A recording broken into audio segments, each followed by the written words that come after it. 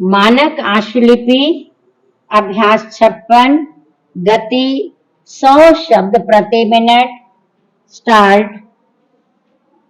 उपाध्यक्ष महोदय, पुराने समाज से नए समाज को जो विरासत मिलती है उसी के आधार पर उत्पादन के साधनों का यह समाजीकरण होता है और केवल बड़ी कंपनियां ही इस स्थिति में होती हैं कि उन्हें समाज अपने हाथ में ले ले।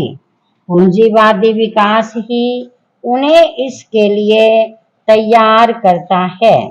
इन बड़े कारखानों में मालिकों और उत्पादन क्रिया के बीच कोई भी संबंध नहीं होता, सिवाय इसके कि कंपनी हिस्सेदारों को मुनाफा या ब्याज देती है।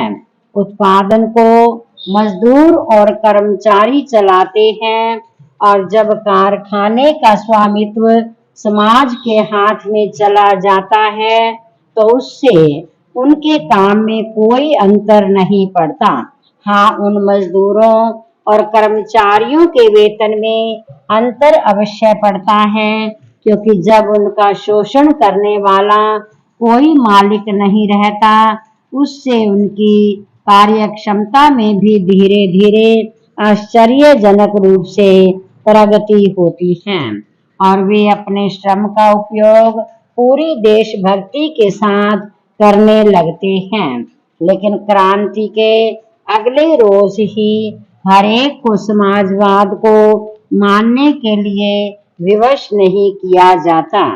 अतः क्रांति का तात्कालिक परिणाम समाजवाद नहीं होता, न ऐसा कभी हो सकता है।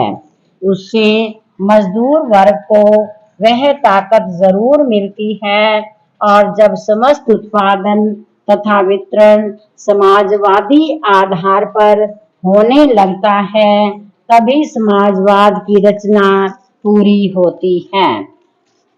विराम। नेपरा। समाजवादी आधार पर उत्पादन तथा वितरण का अर्थ है उन वस्तुओं का उत्पादन जो आम लोगों की जरूरतों को पूरा करे। मसलन हमारे देश में लगभग 9 करोड़ मकानों की जरूरत है। करोड़ों के पास सर्दी में पर्याप्त क्या साधारण ऊनी कपड़े तक नहीं होते, पैर में जूते और जुराबें नहीं होती। अतः समाजवादी उत्पादन में सर्वप्रथम इन चीजों को प्रमुखता दी जाती है।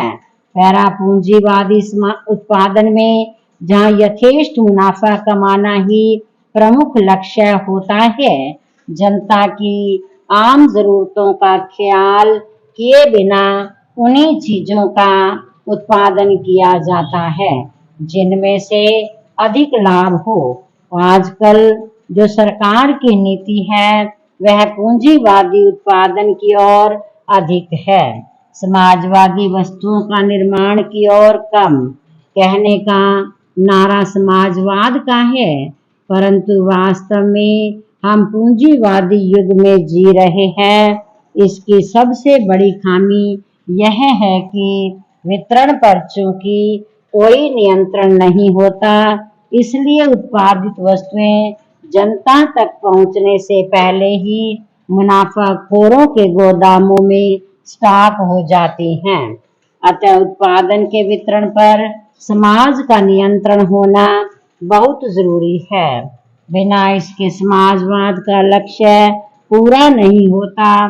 दुर्भाग्य से हमारे देश में समाजवाद महज एक शब्द बनकर रह गया है, एक शब्द से अधिक कुछ नहीं। तभी तो स्वतंत्रता प्राप्ति के 50 वर्ष बाद भी लोग समाजवाद के बारे में भ्रमित हैं। कभी माओ दिखता है, कभी लेनिन, कभी नेहरू तो कभी लोहिया। हमारे देश में समाजवाद का चित्र अभी स्पष्ट नहीं है, लेकिन एक बात तो स्पष्ट है कि भारतवर्ष का समाजवाद कहीं बाहर से नहीं आएगा, बल्कि इस देश की मिट्टी और जलवायु की उपज होगा।